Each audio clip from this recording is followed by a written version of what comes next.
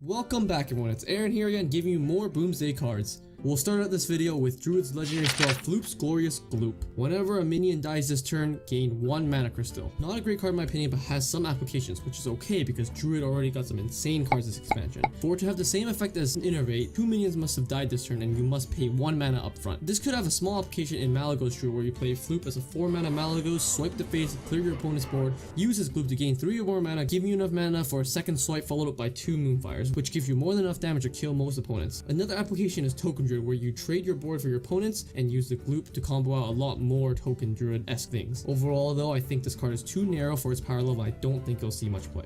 Next up, we got Tending Torrent, which is a 6 mana Druid minion, 3/4, choose one, give your other minions +1/+1, or summon 2 2/2 Trents. It's a mini Scenarios, but Scenarios didn't see much play at all. However, Tending Torrent does have some things going for it. It's cheap and therefore more flexible. Generally speaking, cards with a smaller body and a similar effect and a smaller mana cost are better than their bigger counterparts. Similar to how Gruul is an 8 mana 7/7 gaining +1/+1 at the end of each turn will never be played, and Henge Clan Thug for Rogue is a 3 mana 3/3 that gains +1/+1 on your turns and is played and considered very strong. One good thing about Tending Torrent is that it's convenient and costed at 6 mana, which combos well with Soul of the Forest, giving Token Druid another way to easily pull off their combo. Additionally, the flexibility to give minions +1/+1 to trade up on the board or use as a finisher might give this card enough power to be considered in Token Druid. 2 mana Hunter spell Bomb Toss. It's a 2 mana deal 2 damage, summon a 0/2 Goblin Bomb. Depending on which style of deck you're playing, this card could be thought of as a 2 mana deal 4 to the face or 2 mana deal 2 to a minion and summon a 0/2 mech for magnetizing purposes. I don't see this card fitting into Face Hunter, as Face Hunter doesn't have the easiest time triggering a 0 attack death rattle, unless they are running cards like Play Dead, which is generally too slow for Face Hunter. In a mid-range deck, it compares similar to Flame Geyser, but instead of adding a 1/2 elemental to your hand, it directly summons a 0/2 mech onto the board. I think this card could potentially be put into mid-range Hunter simply because it's a flexible way to put a mech onto the board to be magnetized, but whether or not mid-range mech Hunter is good enough to be in the meta, we'll just have to wait and see.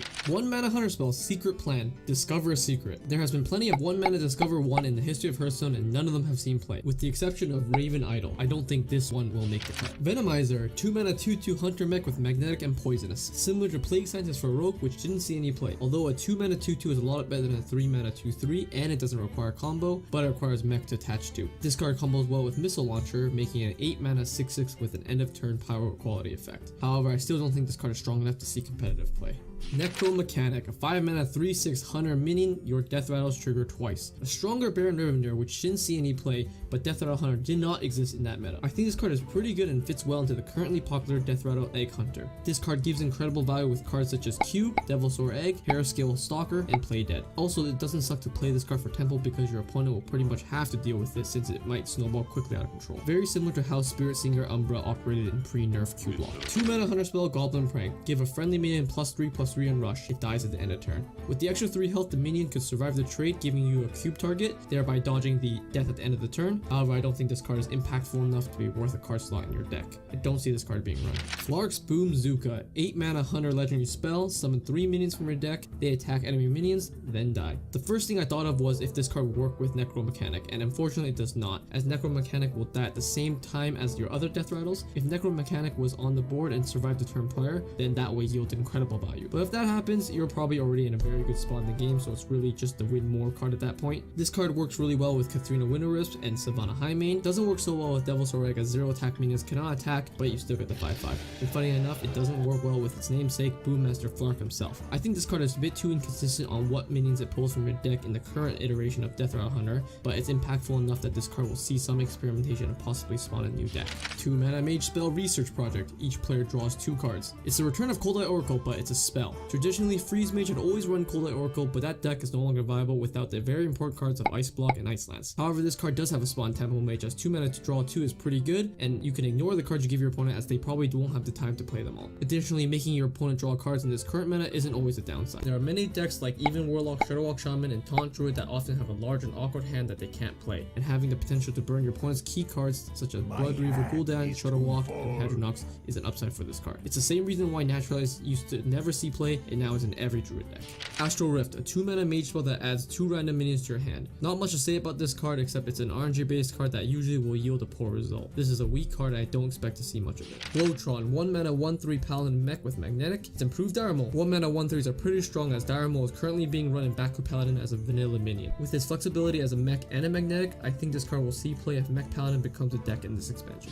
Kahnawake, a 5 mana 0/5 paladin mech egg that summons an 8/8 Robosaur on death. Similar to Skelemancer, which saw some play in aggro paladin at the very start of Knights of the Frozen Throne, and I think this card is better than Skelemancer, mainly because it doesn't have the death on the opponent's turn tag. This card, like most magnetic cards, is pretty weak to silence, but I think this card is particularly weak to silence as it turns into 0/5 with no text. I think this card will see some play, but if silence comes back into the meta because of these magnetic cards, the Kahnawake will have to be cut. Glowstone Technician, 6 mana 3/4 paladin minion with battlecry, give all the minions in your hand +2/2. This compares to Grime's Enforcer in the hand buff days, and that deck did not last very long. I think that this card is weaker than Grime's Enforcer since it costs 1 more mana, has a weaker body, and it's only a one-time effect. Even though this card gives +2/2 instead of +1/+1, and the buff is immediately usable since it's a battlecry over end of turn effect, it is offset by the fact that this card costs 6 mana and it's difficult to pair this with other cards. Overall, I think this card is too weak to see competitive play. Next up, we got Topsy Turvy, a 0 mana pre-spell. Swap a minion's attack and health. It's Crazed Alchemist without the body. Could be used as a 3rd Inner Fire or a replacement for 1 Inner Fire, as this card does have more flexibility and it dodges Sulking Geist in the Inner Fire Divine Spirit pre-stacks. This card also does have a complicated OTK that Trump confusingly summarized with Test Subject, a 1 mana 0/2 death row. Return any spells you cast on this minion to your hand. It took me some time to understand his explanation, but it goes something like this. You first collect 2 Divine Spirits and 1 Vivid Nightmare, Topsy Turvy, Test Subject, and a boar. Then you play 2 Radiant Elementals and a Test Subject, cast 2 Divine Spirits and a Vivid Nightmare on the Test Subject, then Topsy Turvy on your first Test Subject, killing it, which gives you 2 Divine Spirits, Vivid Nightmare, and Topsy Turvy back into your hand. Then you cast those cards in the same order onto the copied Test Subject. This time it will give you 4 Divine Spirits and 2 Vivid Nightmares and 1 Topsy Turvy, because Vivid Nightmare summons a copy, which to my understanding would also count the spells cast on the previous Test Subject. Now cast extra Vivid Nightmares onto your Radiant Elementals to give you more hand space and free spell cast. Then you cast 4 Divine Spirits and Topsy Turvy onto the final Test Subject, netting you 8 Divine Spirits and a Topsy Turvy into your hand. Finally, you play the boar, Divine Spirit 8 times, and Topsy Turvy for a 256 attack charger and killing your opponent. This combo seems overly complex for an OTK and requires a lot of APM. This deck can go 2 ways. It might dominate the meta, or it might become a for fun deck. I don't think this deck will dominate the meta because it might just be too difficult to pull off, and even if it does dominate the meta, it won't for long, as Blizzard has said in the past that they do not like OTK uninteractive decks, and they have changed them in the past. Extra Arms, 3 mana pre-spell that gives a minion +2/+2 and add more arms to your hands that also gives +2/+2 that costs 3 mana. Card is too slow to see any play and compares poorly to Unidentified Elixir. Although very flavorful with Test Subject, I don't think this card will see any play. Lastly, we got Power Word Replicate. Shadow Essence and Faceless Manipulator made a kid, and it's this card. Only being able to target friendly minions is a major downside, and for the most part, friendly minions you want to copy will be bigger than a 5/5. Some applications include making a 5/5 Northshire Cleric or Radiant Elemental, but the usage of this card just seems too narrow. I don't think this card is good enough to see any play over Faceless Manipulator. That's it for this episode. Thank you so much for watching, and tune in tomorrow for more cards. With Boomsday just around the corner, I want to know what you think about these cards. Comment below.